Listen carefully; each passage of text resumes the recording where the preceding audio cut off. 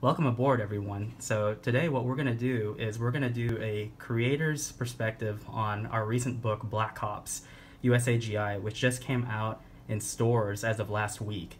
I'm guessing that if you're hearing this, a lot of you have probably gotten your copies already.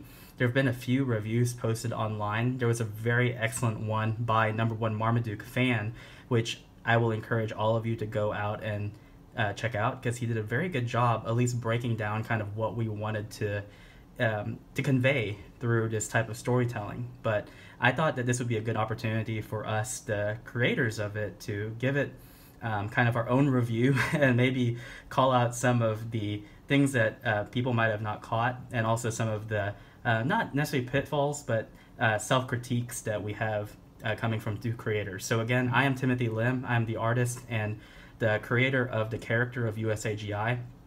With me is Mark Pellegrini. How's it going? He's the writer. We have more than a decade of merchandising experience and creative works under our belts. I consider myself the tool, and I consider him kind of the brains of the operation. So we're gonna also consider Tim a tool. He also considers me a tool. Just kidding.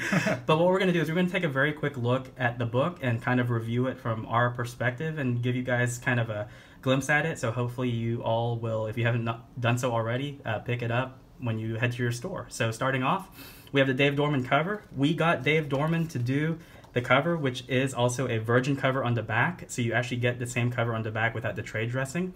This was done intentionally because we knew that the plot was so almost ridiculous on its face that we needed someone to sell the book for us, so that when you get it, you kind of know the tone that we wanted to have. The plot of Black Ops USAGI centers around the unknown story, the untold story of the U.S. government Special Forces Rabbit that they use to infiltrate and take out high-level targets. And in this case, we're looking at North Korea. So if you look at the inside, one of the things that we have going for us is there is a lot of text, and part of the reason why Mark did this is, if you look, it's written like a military case file, which meant that he had to write it in a way where it does sound very, very structured. This is a 2-page spread that we have here showing the history of... And the dossier style, yeah. Right, you can see a dossier style, shows the history of USAGI. He has a few abilities here that I'll point out. He can swim. He has subhuman intelligence, so he definitely can think at a very high level. But the way I pitched it to Mark was, think of Ein the Corgi from Cowboy Bebop, and if you remember him, he was a very smart dog. The other thing that he has going for him is he has optic camo, which means that he can actually change the fur pattern of his fur, so he can use it to blend into unique situations. If we go, actually, let's go a few pages back, I think to the second page. We have a couple Easter eggs here as well. So you'll notice up here, this is actually Japanese, and that is Japanese for that umbrella guy. He's one of the earliest YouTubers who we kind of became friends with, so that's actually a nod to him. I'll point out an Easter egg that no one's noticed yet. This is supposed to resemble the actor from Mortal Kombat who plays Shang Tsung. I don't remember that guy's name off the top of my head. Your soul is mine. Your soul is mine. That's right. This Easter egg down in there. Yeah, we have a couple of Easter eggs, actually, and I don't want to spoil everything for people who like looking for them, but this is actually one of the people who follows us on Twitter. I think she goes by the name Donna Troy, but that's actually a reference to her. We have a couple of references to other IPs that I'm not going to really point out, because they're obviously it's an homage. It's not intended necessarily to step on anyone's toes. So some of those we're going to let you take a look at. That's the other one. Yeah. #1 Marmaduke fan. Exactly, yeah, that's the one down here. So that, if you're an eagle-eyed viewer, you'll see it says Armaduke, but that is actually a reference to him. So that crazy Marmaduke. That crazy Marmaduke and his fandom. We start off, it's actually pretty serious. One of the things that has been pointed out is that there's actually 2 emotional moments in the book. This one being the first one. The character of USAGI, he's immortal, and he was basically given his powers from the Hiroshima blast that occurred at the end of World War II. He survives. Unfortunately, the child who picked him up and befriended him, she does not. So we wanted to actually start off with a very emotional scene, not played up for laughs, so that the people who are reading this will know kind of what we're getting into. This is one of the earliest scenes we had visualized, wasn't it? Him standing in the burnt-in shadow of his former owner. Yeah, I think Mark and I meet for lunch at this chicken place.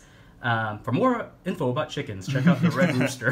Right. But we meet at this chicken place, and that was actually, I think, one of the first pages that we conceptualized with this happening. So we were very happy to put this in there. We've been hearing from a lot of people, hearing their feedback, and they seem to like this. It resonated with them, so it achieved hopefully what we wanted it to. Moving forward, let's take a look at some other pages here. This is that 2-page spread that we talked about of USAGI through the ages, where he meets, he's fighting in different wars. And then we've got Agent Bruce Willis, or whatever you want to call him. He kind of looks like Bruce Kinda. Willis. I will not Yeah. say that was intentional. But yeah, people have been saying he looks like him. It takes place in modern times. USAGI has retired, essentially. He is a family pet in a career military family. So as years go by, he has been handed down from one handler to another, which thankfully has been through one lineage and one succession of family members. But it just so happens that one of our characters, who we're going to focus more on in the ongoing series next year, Penelope, and she's not mentioned by name in this book, but that is her name. Penelope is his current guardian, and she is not career military. She actually works for the Park Service. So they found work to do, but it's not in the same line as their forefathers. Another thing that we have here, if you can hold it up, Mark, just a little bit. Another one of USAGI's unique abilities is he can communicate with other animals, and we do it through the use of pictograms. That was actually Mark's idea. That is using the visual medium of comics to tell a story that you can't do, per se, in a movie. Because in the movie, obviously, you don't have these little thought bubbles that pop up there. So that was Mark's idea. Yeah, with the pictograms, what I really wanted was I wanted to show that these were intelligent animals that could think and communicate, but we didn't want them to be so anthropomorphic that they could speak English. So we kind of just came up with the pictograms as a way of getting that across, so that none of these, USAGI, he isn't a slave, there is no collar, there is no muzzle. He does what he wants to do because he wants to do it, because he believes in it. And we needed a way to get that across to people visually and through language. And pictograms ended up also bringing in a lot of gags, especially in second issue. Yep, absolutely. So if we turn a few pages here, actually I think it was just one or two. Yes. So another thing that we did for people who are interested in the craft of storytelling, whenever we're on the mainland and whenever it's bright in the daytime, you'll notice I use white gutters. As we go to North Korea, the book actually flips and it's all black gutters to kind of give that mood. There's some debate as to when to use black gutters versus like black with white trimming or just plain white. Basically, I just tested out visually. The black works fine, gives you kind of this very claustrophobic feel. And it was that claustrophobic feel that I wanted to go for because we're in enemy territory. This is where the violence starts. So this is actually where we're going to not talk too much about it. Actually, I'm not going to show what happens right here. But you can see that USAGI, he has a combat knife. So this is not a rabbit to be messed with just because he looks cute and he's small. He's highly intelligent and he has a lot of weight to his actions. Okay, and let's go a few pages. So a lot of people have been asking about this. Yeah, we got more pictograms here, so you can see that he's communicating with a Korean hare. He's asking for directions, and again, using the medium of comics as storytelling. This is something that we can only do here. He meets these vampire deer, and we've been asked if that was something we created. It is not. It is actually real. Mark did the research looking up animals that were unique to the ecology of Korea, and vampire deer, also known as Korean water deer, they are real.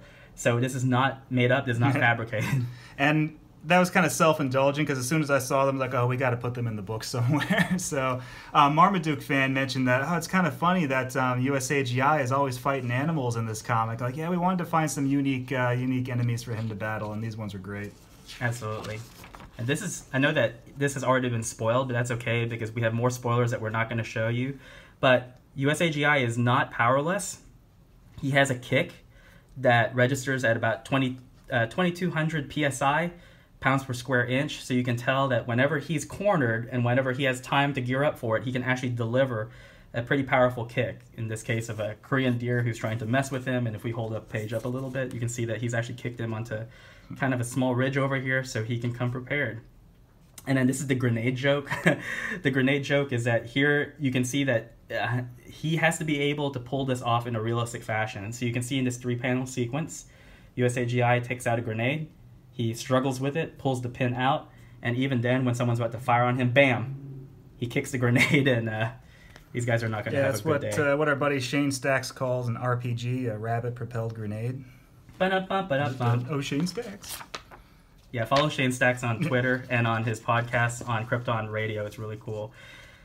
Another page here, we introduce Kim Jong-un. So Rocket Man is actually in the book. And as I said, this is not a political book, but because it takes place in a very definite timeline, he is kind of the main bad guy in it. So we actually have Kim Jong-un's office. And I'm just going to say that this is the panel with the most Easter eggs in it. So hopefully when you're reading this, you'll have a good time as you go through it.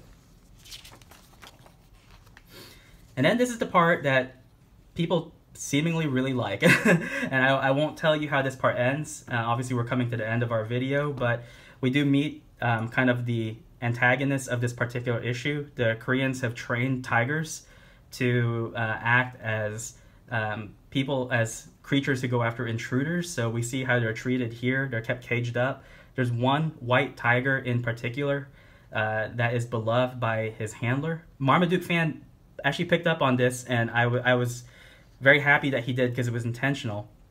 But you'll notice that he has some scars on his face, and that was a deliberate design choice, I think, by both Mark and I. I think it was actually in Mark's original script, and that was kind of a cue to the reader that it shows history. It shows that this trainer, who is actually fairly nice, that he tolerated a lot of stuff, which I think if you're a pet owner, especially if you own cats, you know what that's like.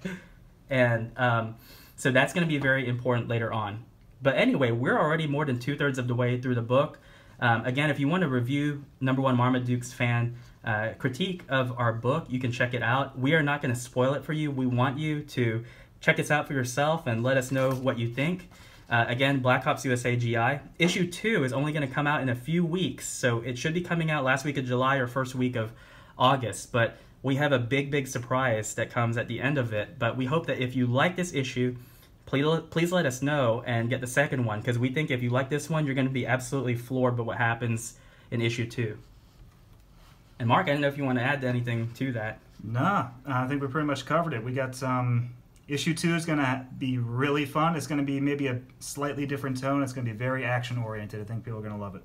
Great. Well, thank you guys so much for listening to our video. We'll have more like this in the near future where we just kind of ramble about things that we've done, projects that we're interested in. Just remember to hit the like button. Make sure to subscribe to our channel. Also, 2 things. Mark and I have 2 individual projects going on right now. Some of you might know that he is the writer, the script writer, and co-helper of the Brightwisers on Red Rooster. So Red Rooster is up right now on Indiegogo. And as for me, I have Trump Space Force. I am the artist working with Chuck Dixon. So go on Indiegogo and look up Trump Space Force and look up Red Rooster to check out more. You can see Mark's writing in Red Rooster, and he's also helping with some script punch-ups on Trump Space Force, but we really appreciate it. So we'll see you again sometime else. Thanks for flying with us today.